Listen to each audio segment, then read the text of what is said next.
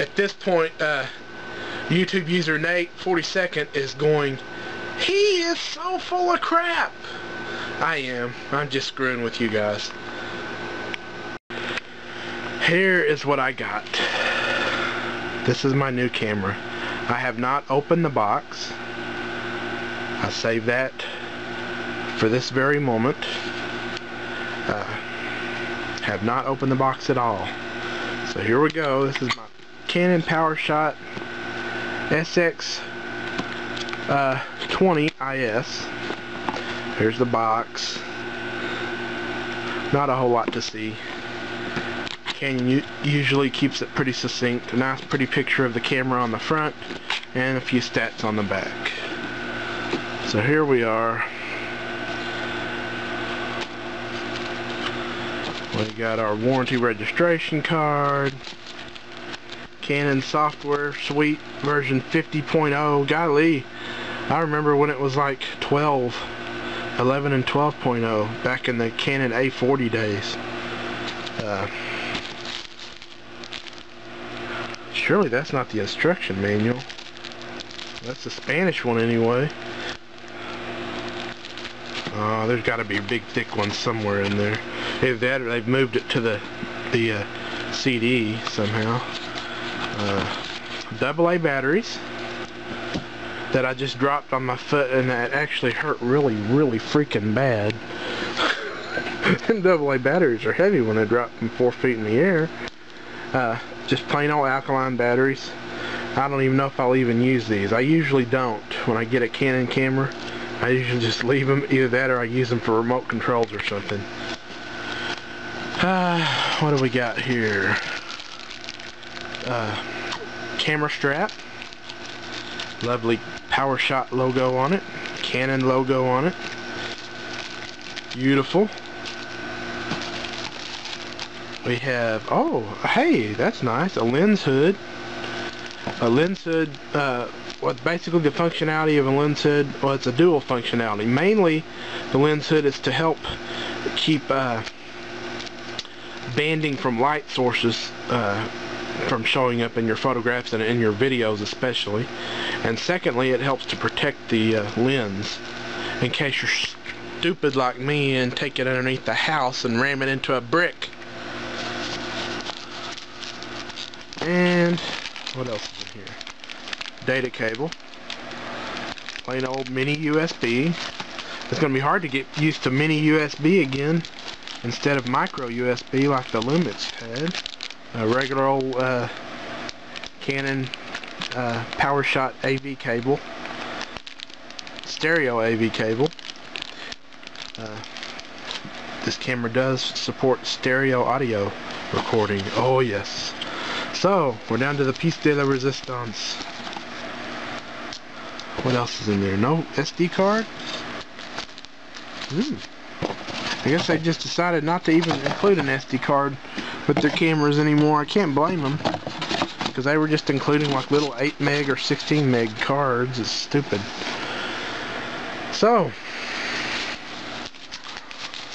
man, she feels heavy compared to the Lumix. Wow, check out that lens. That's the size of the lens body is just slightly bigger than that of the Lumix.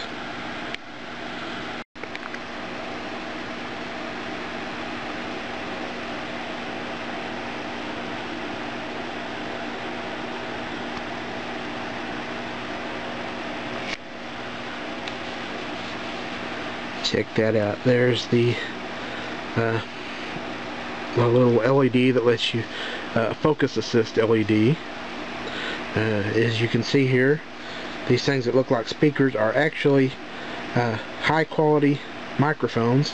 And as you can see, there's 2 of them for stereo audio. Thank God.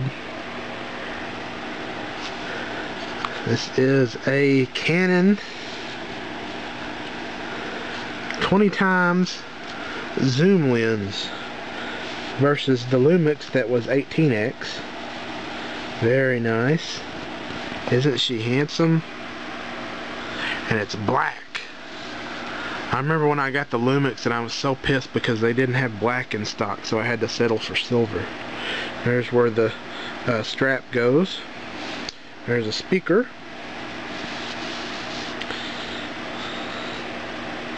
And there's the back of the camera. Nice ergonomic design. Little finger ridges here.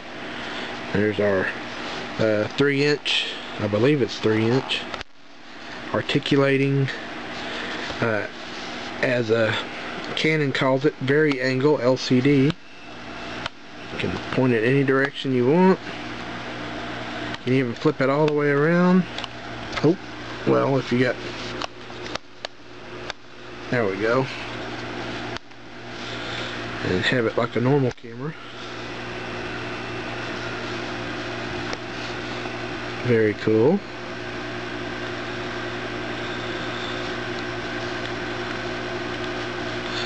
Their little new jog dial system implemented for their menus.